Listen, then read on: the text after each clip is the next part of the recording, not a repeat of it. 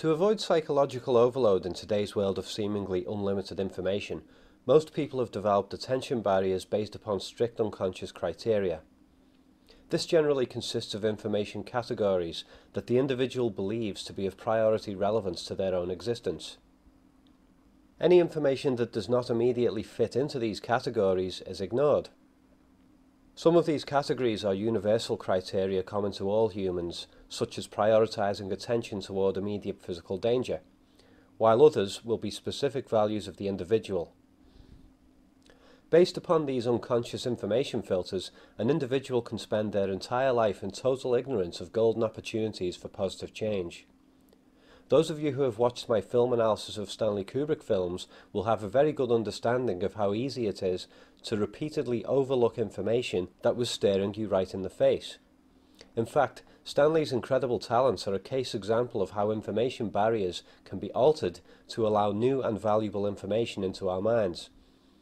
In one of Kubrick's biographies, he is described as using a simple method to expand his knowledge base. He would visit his local library and select random books from random information categories, without even looking at the titles. Then he would force himself to read those books.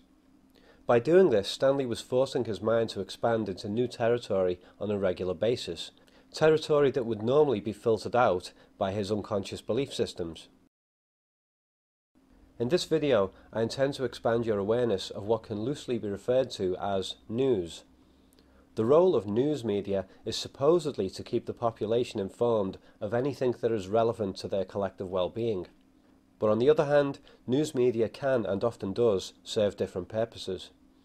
For example, celebrity gossip can serve as shallow escapism, or a commercial corporation might invest in a news organization in order to guarantee positive news reports about their product. To keep ourselves highly informed, we must be able to recognize these various influences that have a strong distorting effect on the quality of news information, so that we can then choose our news sources wisely. So let's now explore the various formats of news information that are available in our daily lives and their varying degrees of quality and reliability.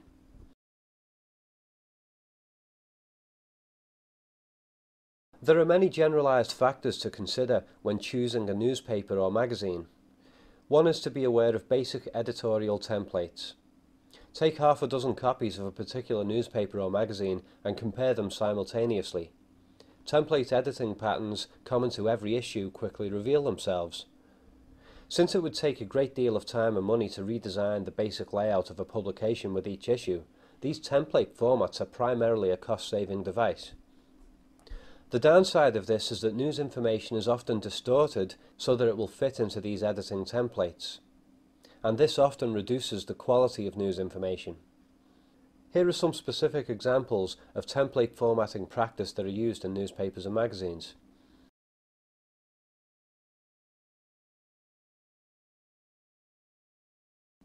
In some national British newspapers that I've studied, such as the Daily Mirror or the Sun, as much as 40% of the content is advertising, and in fashion magazines the ratio is sometimes higher.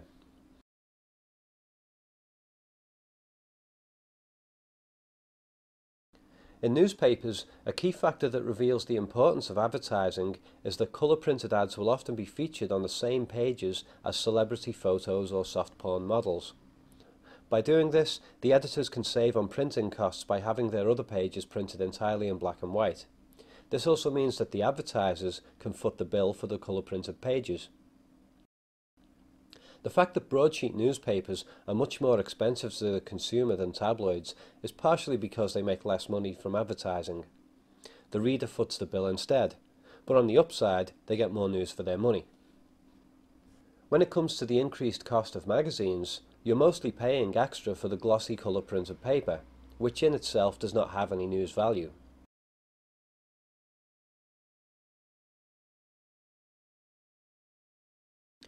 Tabloids will bombard the reader with sexually and emotionally charged images for a base emotion appeal, while the broadsheet newspapers emphasise detailed news story content.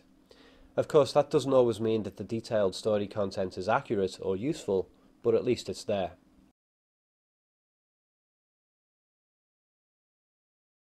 There's a fair bit of psychology that goes into this factor. Prominent headlines can be used to almost bully the reader into perceiving an issue in a particular way, being that many readers simply glance at headlines but only read a few articles in detail. When used on a front page, headlines will also serve the intention of grabbing potential readers' attention from a distance on retail shelves. The choice of words in news story headlines is of crucial importance because it reveals the thought process that the editors are hoping to promote or appeal to. If you want to be well informed, then steer clear of publications whose headlines emphasize intense emotion or one-sided opinions. Remember that a newspaper is supposed to inform you of verifiable facts so that you can make your own judgment. If they are trying to judge for you, then read something else.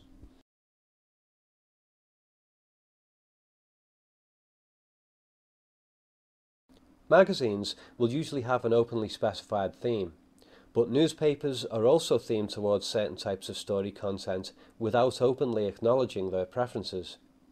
For example, certain tabloids are themed towards sex, violence, sport, and anything else that is based upon primitive emotion.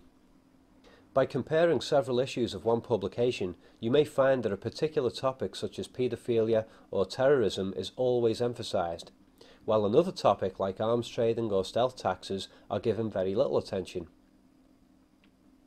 A variation on this is that in the tabloids, political and economic news is mostly printed in boring black and white, while celebrity and sports articles overpower the reader with vibrant colours.